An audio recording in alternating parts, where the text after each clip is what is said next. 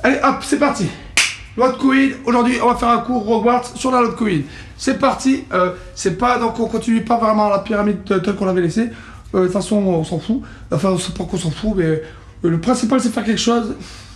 Le principal c'est la régularité, faire un cours, 3 cours par semaine. Et le temps qu'on fait quelque chose, au moins on progresse. Aujourd'hui sur la loi de Coué, parce que ce que j'ai envie de faire aujourd'hui c'est ça. Alors qu'est-ce que la loi de Coué vraiment? Hop, on part d'une loi qui est comme ça, ME. Qui d'ailleurs ça se fait les fausses, on ne sait pas, c'est pas très important. C'est juste intellectuellement intéressant.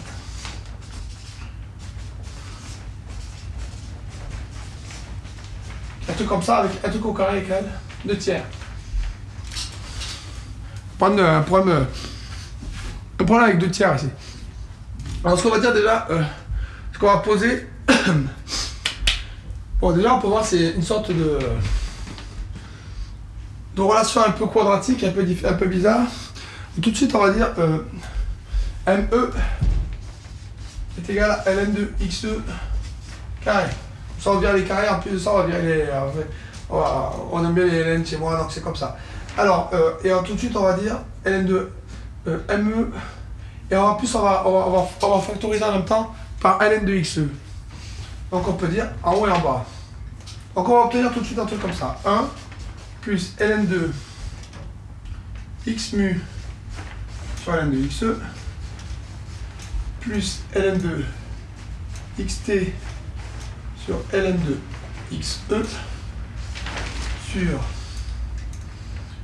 1 plus... C'est vrai ça ou pas déjà? Au carré, pour le carré. 1 plus ln de x mu sur ln de xe plus ln de x xt sur ln de xe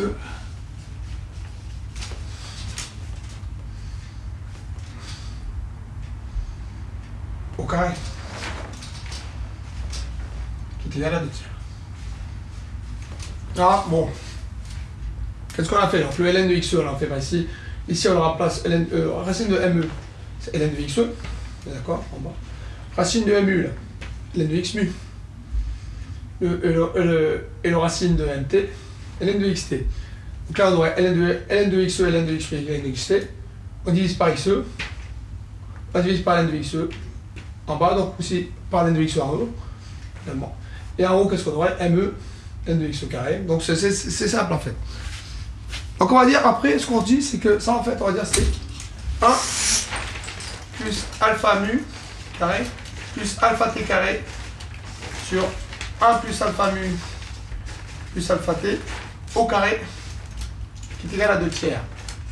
Avec x mu, xt, c'est des facteurs de pente comme on a vu dans la pyramide. X mu, c'est le facteur de pente ln de x mu sur ln de xt, et xt, le facteur de pente ln de xt sur ln de x. Donc tout de suite, on imagine nos pentes de pyramide. Pour ça, moi je pars sur les ln de x tout de suite quand j'avais un truc comme ça. Je pense les pentes de pyramide. Donc ln de. Donc on aura là, c'est une liaison entre pentes de pyramide, avec d'un côté une liaison quadratique qui fait passer un cercle, et l'autre une pente, une liaison simple, et au carré de 2 tiers. Hop. Alors aujourd'hui c'est du papier recyclé. Aujourd'hui c'est du papier recyclé, c'est le derrière du papier. Alors j'ai décidé donc de continuer à travailler en grand angle, afin que vous voyez les bords, et en 4K, afin que vous puissiez zoomer. D'ailleurs la chaise, elle gêne ou pas? Elle est visible? Bon, pour l'instant elle gêne pas, mais bon, c'est pas grave. Alors, une fois qu'on est là, on peut se dire, bon ok, qu'est-ce que c'est cette chose? On peut développer. Hein. On obtient 1 plus alpha u carré plus alpha t carré est égal à donc 3, on peut dire 3 plus 3 alpha u carré plus 3 alpha t carré. Je sais qu'on doit pas être devant pour les 3, mais c'est pas grave. 1, 2, facteur de 1 plus alpha u plus alpha t carré là. Ce genre de truc là, on n'aime pas ça là, franchement, développer des conneries comme ça. Parce qu'on ne connaît pas forcément les formules. 1, a plus b plus c au carré. C'est un enfer. Égal, bon, on va essayer de le visualiser. 2 facteurs de 1 plus alpha u plus alpha t plus alpha mu carré plus alpha mu alpha t plus alpha t plus alpha mu alpha t carré. Ok, bon, hein, je fais ça simple. On obtient donc 3. Donc 1, les alpha mu carré. Là, j'avais 3. J'en ai un seul. Hein. Est-ce qu'il est normal que j'ai qu'un seul alpha mu carré? Oui. Un alpha mu carré, sauf que j'en ai 2. J'en ai 3, là j'ai les 2, donc 3, 2, donc on va dire, il restera 1 ici, plus alpha mu carré, plus alpha t carré. Ne barre pas parce qu'après c'est pas joli. Les barres, oh, on s'en fout, mais sinon c'est pas toujours joli. 2 alpha mu alpha t, alpha mu. On n'est pas dans Will Smith, Will Smith le film là, avec Will Smith Hunting, on n'est pas là-dedans. Alpha mu carré, alpha t carré, et alpha mu alpha t. 2 alpha mu alpha t, il y en a 2, donc il y en a 4. 4 alpha mu plus 4 alpha t. On est d'accord, plus après les alpha mu alpha t, il y en a 2, donc il y en a 4. Plus 4 alpha mu alpha t. Ok. 4 alpha mu, 4 alpha t, 4 alpha mu alpha t. C'est ça. Et donc après, théoriquement, bon, on peut le résoudre. On peut se dire que c'est qu'il y a peut-être une matrice M telle que transposée de x, mx égale 0 avec x qui est égal à x qui est égal donc à 1 alpha mu alpha t. Et la matrice M, bon, on peut la chercher, on voit que c'est moins 2, c'est ça. Excusez-moi, je vais le vérifier. Je crois qu'il ne s'est pas trompé finalement dans son calcul. Alors. 1, moins 2, moins 2. On va faire ça comme ça. On va mettre 1, moins 2, moins 2, moins 2, 1, moins 2, moins 2, moins 2 et 1. Qui est donc la matrice, une matrice comme ça, avec la diagonale D1. Diagonale c'est seulement D1 et à côté c'est D-2. Alors si on fait ça, transposé de mx, transposé x mx, avec x et des trucs comme ça, j'ai fait le calcul tout à l'heure justement. Je me suis dit tiens ça m'a l'air faux. Parce que j'ai fait, avant de tourner là, j'ai essayé de le faire, après j'ai fait une erreur. Bon je sais pas, je crois que c'est bon, je crois que cette matrice ça va. Et alors, on peut le refaire, c'est dans le calcul là, rapidement. En tous les cas, ça, on va le mettre là. Parce qu'il est là. 1. J'avais dit 4. Il est là le calcul. Moins 4 alpha u, alpha 1 plus alpha t carré. 1 alpha t carré. 1 plus alpha t carré plus alpha mu carré plus moins 2 alpha mu, moins 2 alpha t, moins 4 égale 0. Okay. Là, ça me tient. On obtient. Voilà, c'est bon, c'est ça. Ok. Le calcul était là dans cette phase-là, justement. Et c'est bon. Donc la matrice qui est là, qu'on vient pour résoudre cette équation, transposer x mx égale 0. Alors, c'est quoi la question? Parce que j'ai peut-être pas été d'une grande clarté. Juste voir si ça enregistre, Alors, qu'est-ce que j'ai fait exactement? Parce que l'on ne sait plus. On ne sait plus où on en est exactement. Alors, on est parti d'une loi de Coïde, qui est donc une loi de liaison, avec des alpha mu et des alpha t, qui est comme ça, qui est après développée et comme ça, qui donc correspond donc au fait que tôt ou tard, bon, qu'on développe pas, et ça correspond exactement à transposer x mx égale 0 avec x égale ça et m égale ça. Voilà. C'est pas autre chose que ça. Transposer le x mx égale 0 avec m égale ça et x égale ça. Ça signifie quoi? Je sais pas. Après x, ouais, parce que là j'ai une vidéo là, qui a fait les calculs, donc je vais essayer de la regarder. X ils disent quoi?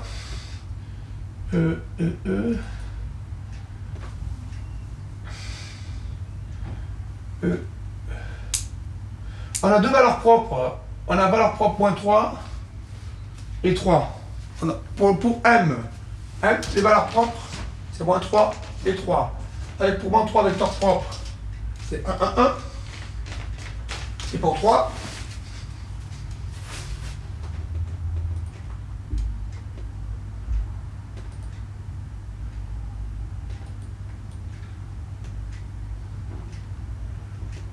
alors, juste si on regarde le cours là, le cours de Batman, Batman il avait fait un cours là-dessus l'année dernière, il y a 2 ans.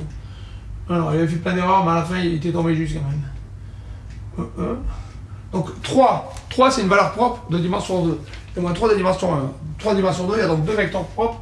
La matrice diagonale c'est moins 3, 3, 3, ok. Et les vecteurs propres, c'est les vecteurs propres, il avait trop pour refaire tous les calculs parce que c'est chiant comme la mort. Moins 1, 1, 0 et moins 1, 0, 1. Là, c'est moins 1, 1, 0 et moins 1, 0, 1. Apparemment, ce serait ça les vecteurs propres. Moins 1, 0, 1 et moins 1, 1, 0. Et qu'est-ce que ça signifie alors? On aurait une forme quadratique pour la matrice, qui est d'ailleurs bilinéaire symétrique, du type y1 au carré plus y2 au carré moins y3 au carré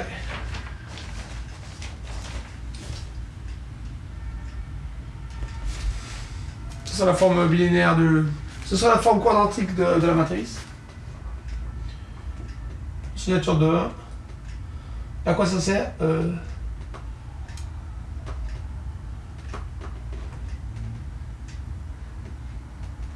Et à quoi ça peut servir? Après, je ne sais plus. Alors, c'était là l'état de l'art pour l'instant l'année dernière du truc.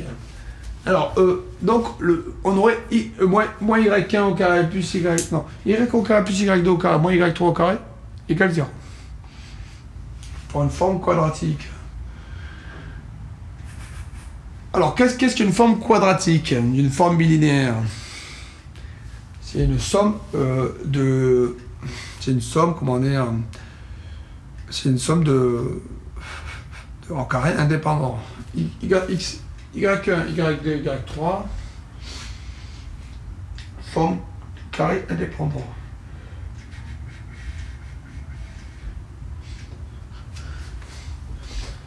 Mais à quoi ça peut servir dans notre problème?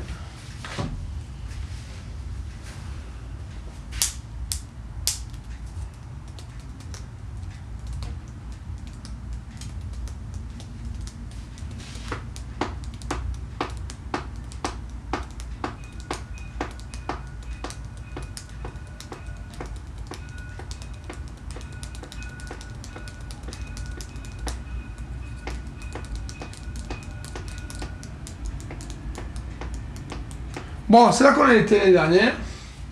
Et après, donc je pose la question, je réfléchis. Juste pour essayer de me rappeler moi-même, parce que je n'ai pas refait depuis 2 ans le truc. Hein. Je n'ai pas bossé dessus en temps. Juste pour rappeler ce que j'avais en tête.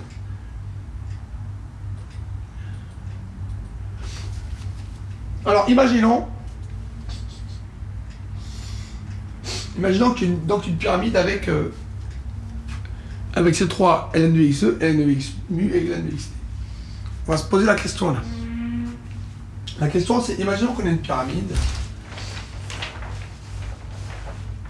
en 3 dimensions.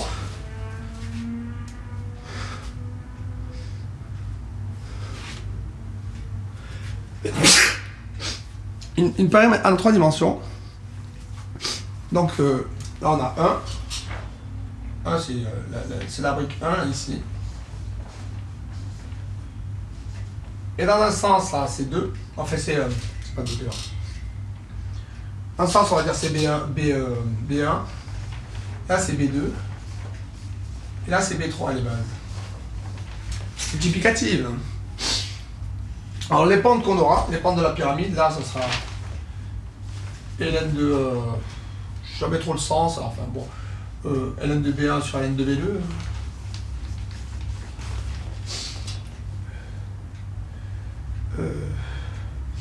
Et là, voilà, là ce sera ln de... Si c'est pas le bon sens, vous inversez faut bien réfléchir. Et bon, là, ça sera une combinaison des deux. B1, B3.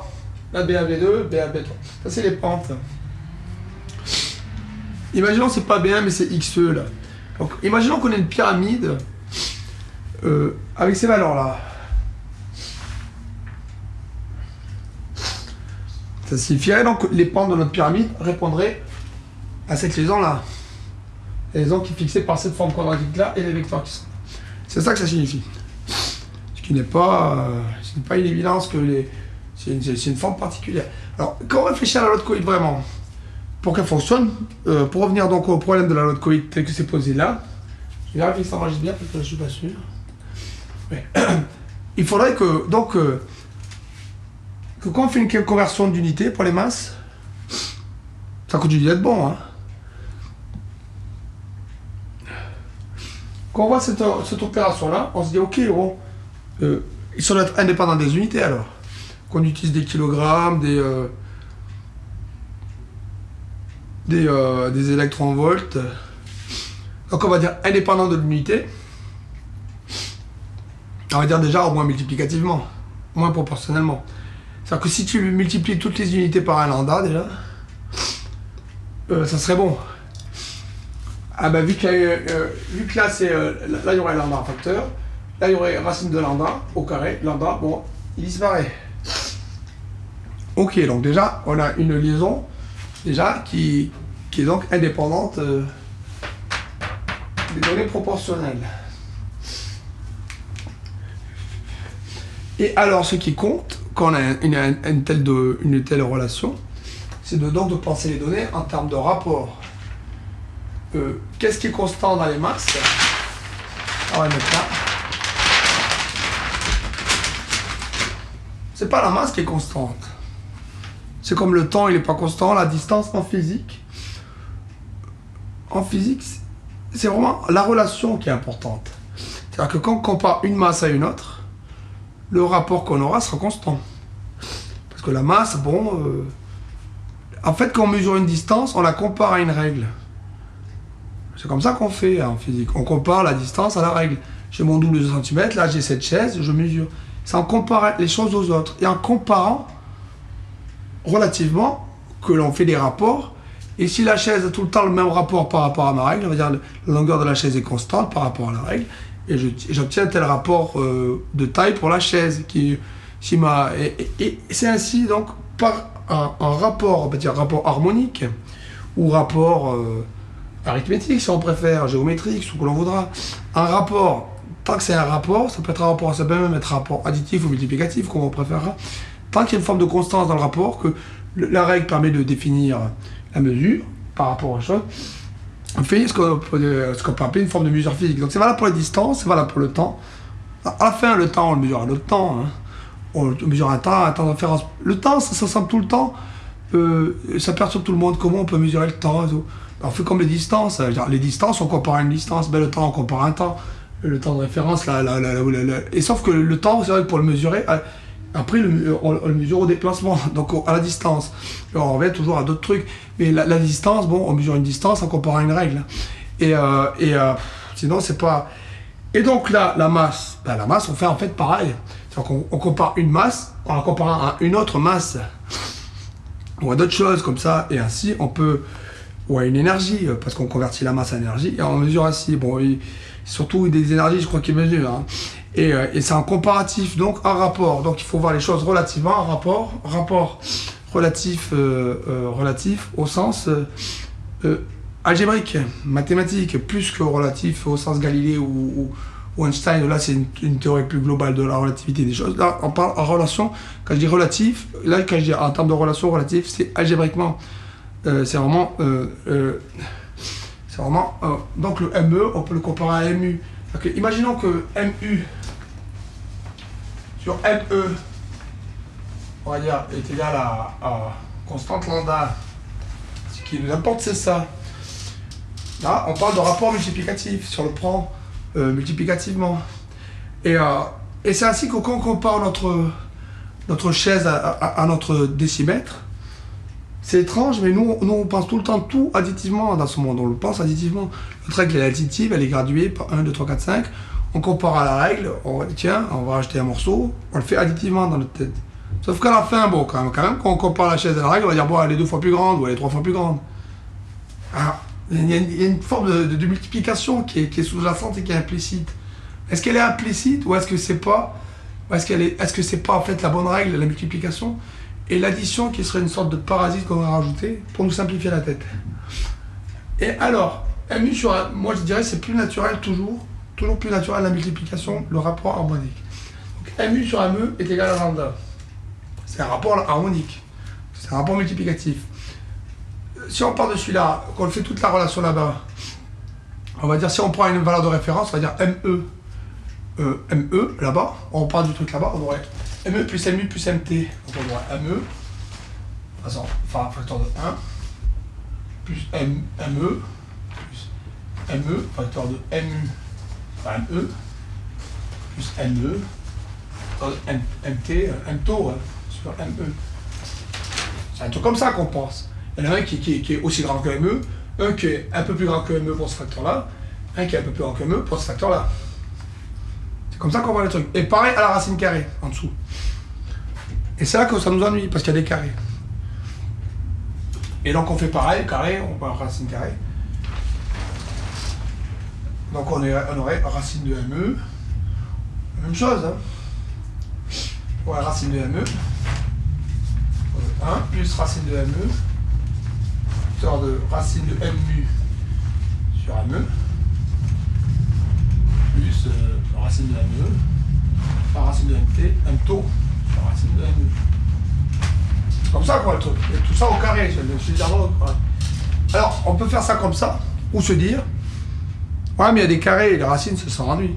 Donc on peut considérer que le ME à la base de la matière, ME, qui est d'ailleurs quelque chose de toujours positif, qu'on n'est pas pour l'instant de masse négative.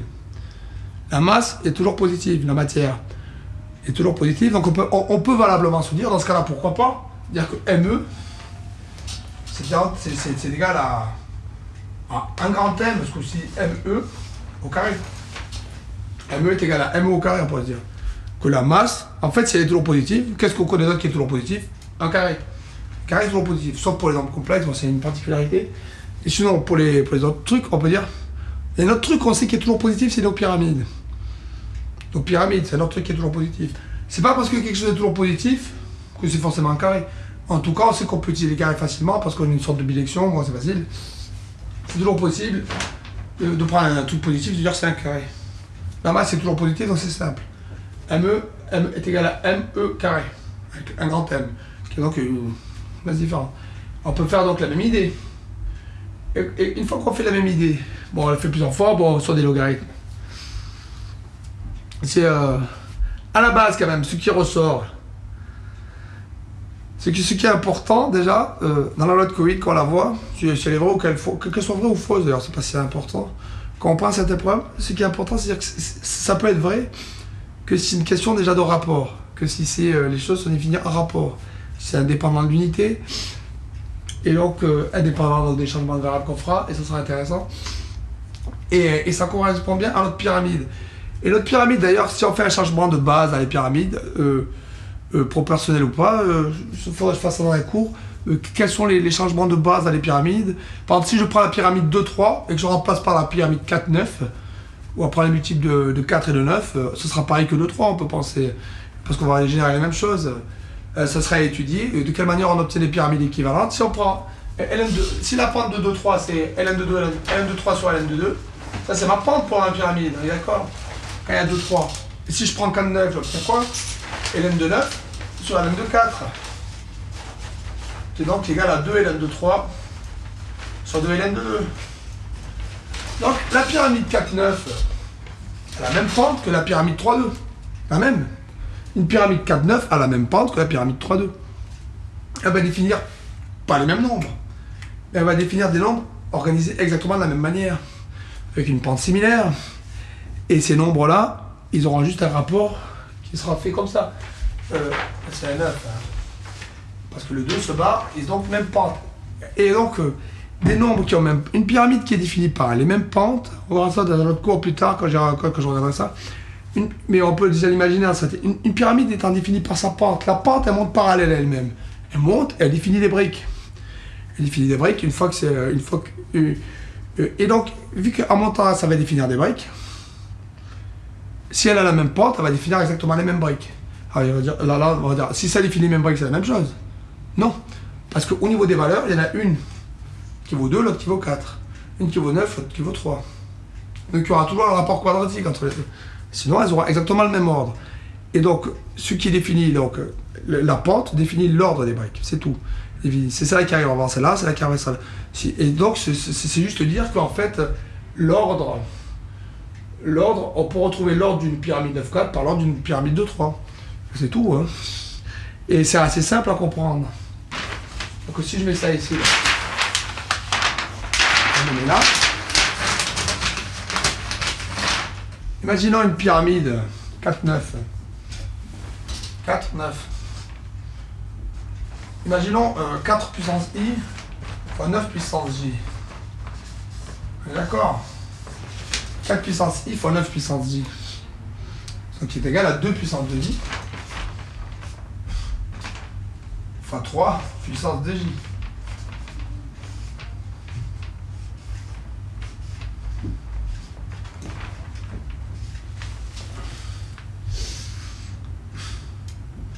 Et c'est là que c'est pas totalement évident. Parce qu'on va dire que le 4 puissance i, 9 puissance j, c'est un nombre, il sera là. Là j'ai 1, là j'ai 4, et là j'ai 4 puissance i. Là j'ai 9, et là j'ai 9 puissance j. Et là j'ai le produit des deux, j'ai 4i, 9j.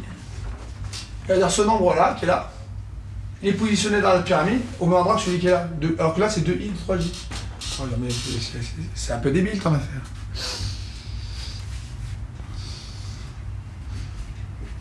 Ça, on va dire c'est idiot. Ça c'est les valeurs, c'est pas les mêmes valeurs. Donc nous ce qu'on va dire c'est que le 4i, 9i il sera au même endroit dans la pyramide de 3 que le 2i, 3j.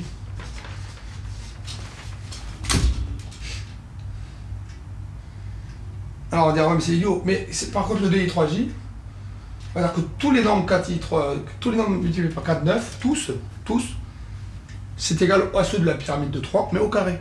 Tous, ils sont tous au carré. Donc on les prend tous, la pyramide de 3, on les prend tous. Si on les élève tous au carré, si on prend un, je crois que c'est un 2 puissance 4, 3 puissance 13, si j'élève au carré, ce nombre-là, qui est dans la pyramide de 3, j'obtiens 2 puissance 2 4, 3 puissance 2, donc un nombre de type 4 puissance 4, 2 puissance n. Donc ils ont la même position. Et si on prend une suite de nombres, on les élève tous au carré, ben ils ont le même ordre, on est d'accord. Sur le carré respecte les ordres. Le carré, c'est une opération qui respecte les ordres. Pour respecter les ordres, il faut juste que l'opération soit monotone, hein, je pense. Monotone, strictement, ça suffira. Et même si elle n'est pas strictement. Je vais dire qu'elle soit monotone, ça suffira. Même pas besoin qu'elle soit strictement, parce que l'opération égale, elle respecte les ordres. Le 1, ça respecte les ordres. Et est-ce qu'il suffit qu'elle soit strictement monotone pour respecter les ordres? Je dirais que ça suffirait, mais est-ce que c'est nécessaire? C'est peut-être même pas nécessaire que ça soit monotone pour respecter les ordres. C'est pas nécessaire. Par contre, pour que ça respecte tous les ordres, oui. Mais des fois, on peut avoir une opération qui respectera les ordres, et elle sera pas monotone, je dirais. Mais bon, ça c'est un autre problème. On va dire, bon, imaginons, bon, le carré, dans ce cas-là, c'est simple, à montrer qu'il respecte les ordres. Donc, le carré respecte les ordres. Sans on donne une suite ordonnée, on met tous au carré, on a une suite, ils sont tous dans le même ordre. Donc c'est pourquoi 4, 9, sur une pyramide avec des nombres pareil que 2, 3. Et le rapport là-bas est là. Et donc pourquoi je fais ça comme ça? Juste pour rappeler donc le fondement, l'autre coïde, ça signifierait donc que si c'était vrai, hein, si ça respectait des lois comme ça, qui seraient pyramidales pour ME, MU, MT, donc ça signifierait notamment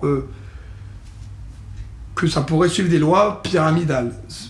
Enfin, selon moi, parce que disons qu'il y a quelque chose de naturel qui semble en sortir, ce qui n'est pas une certitude d'ailleurs. Et que ces lois pyramidales, alors, je ne prendrai pas des conversions qu'on utiliserait des bases, et c'est pas plus mal. Pas plus mal parce que c'est le sens de la physique, je veux dire que c'est pas important c'est pas important le système d'unité tant que ça fonctionne. Et, parce que ça fonctionne relativement.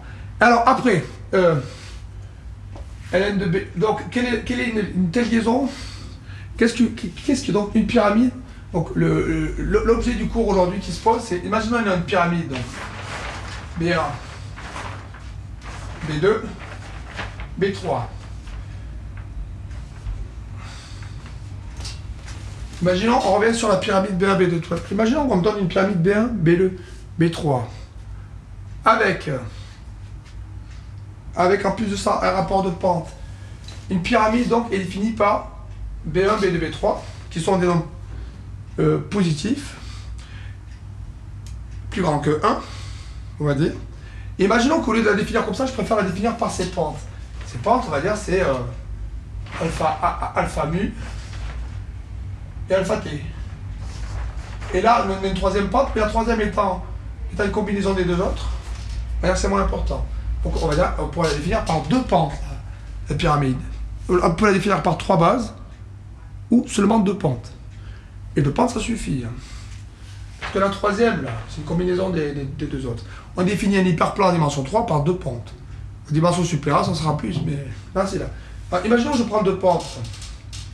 Alors, je me dis, imaginons, alors, maintenant, ces deux pentes, alpha mu et alpha t, je me donne une matrice M, telle que 1 alpha mu alpha t fois M fois 1 alpha mu alpha t est égal à 0. Imaginons une telle relation. Qu'est-ce que ça implique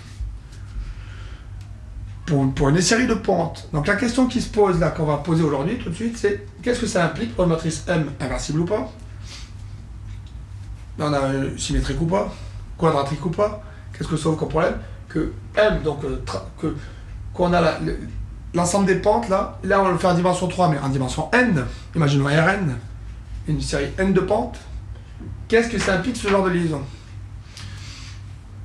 Donc aujourd'hui on va ouvrir le truc. Donc pour l'instant on laisse tomber un peu le l'air quantique. Pourquoi? Parce que bon, on repart sur les pyramides. Donc on va repartir sur l'étude des propriétés des pyramides. Donc on va devoir étudier les liaisons, ce qu'on appellera ça une liaison peut-être d'ordre 2. Une liaison d'ordre 2. Une liaison plus complexe. Donc on va repartir là-dessus. Et donc c'est à nouveau une introduction, plus que... C'est à nouveau une introduction plus qu'une conclusion. Et donc maintenant la philosophie que je pose ici de Hogwarts, donc de mon université physique, mathématiques, quantique, flûte à bec, acétique, magie, acide acétylsalicylique et tout ce que vous voudrez, ce que l'on pourra poser, c'est que en fait l'important ce n'est pas de résoudre, ni de conclure d'ailleurs, mais d'être régulier. Aujourd'hui j'ai fait mon travail, j'ai été régulier, et si je fais ça 3 fois par semaine, comme aujourd'hui, tel que je suis parti, pendant 6 mois, à la fin, au bout de 6 mois, on va dire 6 x 4, ça fait 20, x 3, ça fera une soixantaine de vidéos. Ça sera pas si mal, une soixantaine d'heures. Et si je fais pas ça pendant 6 mois, mais pendant plus, ben ça fera plus. Mais déjà, on fixe pour objectif de faire ça jusqu'au mois d'août. Jusqu'au mois d'août.